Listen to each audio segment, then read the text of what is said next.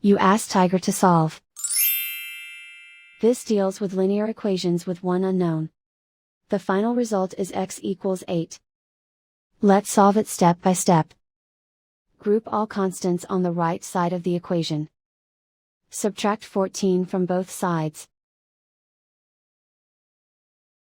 Simplify the arithmetic.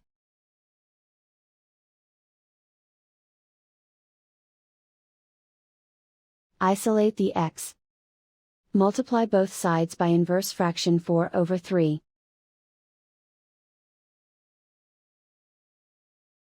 Group like terms. Multiply the coefficients. Simplify the fraction. Multiply the fractions. Simplify the arithmetic. And so the final result is x equals 8.